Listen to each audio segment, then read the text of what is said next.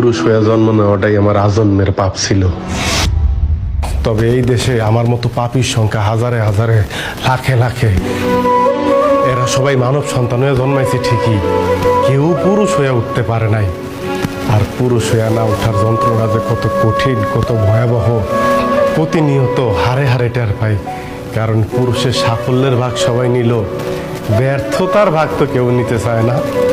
কারণ সবাই মনে করে পুরুষ জন্মগ্রহণ করছে পরিবারের অন্যান্য সদস্যদের চাহিদা মেটানোর জন্য।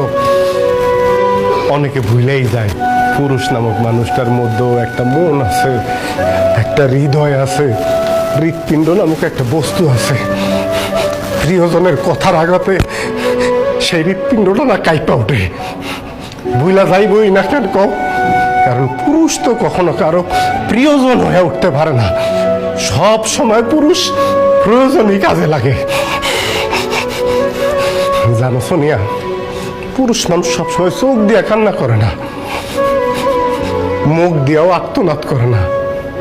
পুরুষের মন কান্দে, হৃদয় আর্তনাদ করে। পুরুষ আবার সেই আর্তনাদ বুকের মধ্যেই চাপ দিয়ে ধরে রাখে, যাতে প্রিয়জনরা না শুনতে পারে। যদি কষ্ট পায়